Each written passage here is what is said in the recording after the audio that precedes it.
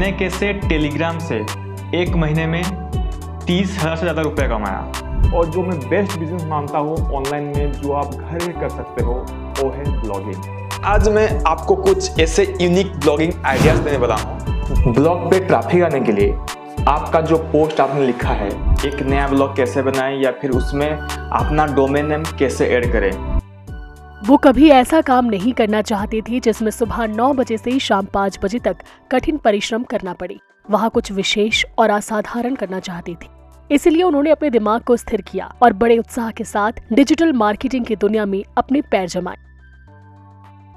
वो युवा चंदन प्रसाद साहू हैं, जो पश्चिमी ओडिशा के संबलपुर जिले के एक दुर्गम गांव चंद्रपुर के निवासी हैं। उन्होंने ब्लॉग लिखना शुरू किया और समय के साथ वे एक लोकप्रिय हिंदी ब्लॉगर के रूप में उभरे हैं। उन्होंने कंप्यूटर विज्ञान में स्नातकोत्तर पाठ्यक्रम पूरा करने के बाद देश के शीर्ष ब्लॉगर से प्रेरित होकर इस क्षेत्र में अपना करियर बनाने का सपना देखा। वे विभिन्न संगठनों द्वारा पुरस्कृत होने के अलावा इससे अच्छी आय अर्जित करने में भी सक्षम है। जॉब की मिलवा चांस बहुत कम जाउची। अब हर दिन रोजगार के अवसर धीरे धीरे कम हो रहे हैं और लोग दूसरों पर निर्भर होते जा रहे हैं। यदि आपके पास विशेषज्ञता है तो आप उस विशेषज्ञता को ब्लॉगिंग के माध्यम से दूसरों को सिखा सकते हैं। साथ ही अपने घर बैठे पैसे भी कमा सकते हैं। मैं खुद भी ऐसा ही कुछ करने की कोशिश कर रहा हूं। अपनी पढ़ाई जारी रखने के साथ ही मैंने इस मामले पर भी अपना ध्यान लगाया है। चंदन के अपने अध्ययन के प्रति रुचि है, लेकिन लेखन के प्रति उनकी कमजोरी जबरदस्त है। उन्होंने तकनीक के माध्यम से अब अपने शौक को एक नया रूप दिया है। वे अपने ज्ञान और अनुभव को शब्दों के माध्यम से ऑनलाइन साझा करते हैं और प्रति माह 1 लाख रुपए से भी अधिक कमा रहे हैं। 2016 के बाद से उन्होंने हिंदी में .net नाम की एक साइट खोली है और उस साइट पर अलग अलग विषयों पर सवालों के जवाब देते हैं। वे सरल भाषा में शुरू से अंत तक विभिन्न विषयों पर लिखते और बताते हैं। संभवतः उनकी सभी पोस्ट पर लाखों प्रशंसक हैं। इसके एवज में उन्हें गूगल से अच्छी खासी रकम भी मिल रही है। इसके अलावा वे अपने कुछ दोस्तों को आय का साधन मुहैया कराने में भी सक्षम है। नतीजन चंदन डिजिटल इंडिया और आत्मनिर्भर भारत के एक उज्जवल उदाहरण के रूप में उभरे हैं।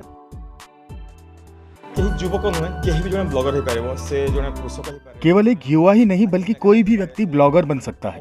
वह किसान हो सकता है, वह रक्षा सेवाओं में कर्मचारी हो सकता है, वह साइकिल मैकेनिक भी हो सकता है। जिनके भी पास कुछ विशेषज्ञता या ज्ञान है वे सभी ब्लॉगर बन सकते हैं। उदाहरण के लिए यदि आप पत्रकार हैं, मुझे नहीं पता कि पत्रकारिता क्या है, तब आप या तो मुझे अपने घर बैठाकर इस विषय के बारे में सिखा सकते हैं, और यदि आप कई व्यक्तियों को पढ़ाना चाहते हैं तो आप इंटरनेट पर ब्लॉग लिख सकते हैं और दूसरों को पत्रकारिता सिखा सकते हैं। इसके साथ ही कुछ पैसे भी कमा सकते हैं। सभी माता पिता की इच्छा होती है कि उनके बच्चे पढ़ें और उच्च पद पर अच्छी नौकरी प्राप्त करें। इसी तरह अपने पति की मृत्यु के बाद चंदन की मां भी चाहती थी कि वे अपने पिता की तरह सरकारी नौकरी करें। हालांकि कुछ अनोखा करने की जिद ने उसकी प्रतिभा को एक विशेष पहचान दी है। अब चंदन की मां के साथ साथ उसके दोस्तों को भी उन पर गर्व है। प्रिपरेशन है कि ना चाकरी करूं, मोर से इटा ही गवर्नमेंट चाकरी इच्छा थला। मैं चाहती थी कि मेरा बेटा पढ़ाई पूरी करने के बाद सरकारी नौकरी करे। उसने कंप्यूटर साइंस में अपना पोस्ट ग्रेजुएशन किया था। हालांकि उसने हमसे 1 साल का समय मांगा था और कहा था कि आप देखें कि मैं सफल होता हूं या नहीं। इसके बाद उसने डिजिटल मीडिया में प्रवेश किया और सफल होने के बाद दूसरों को भी सफल होने का रास्ता दिखाया। हमें इस बारे में कोई ज्ञान नहीं था, लेकिन जब उन्होंने ब्लॉगिंग शुरू की तो हमें लगा कि वह सही काम कर रहे हैं। जबकि इंटरनेट अभी भी चंद्रपुर जैसे दुर्गम क्षेत्र में एक सपना है, फिर भी चंदन वहां कुशल भारत की परिभाषा का औचित्य साबित करने में सक्षम है।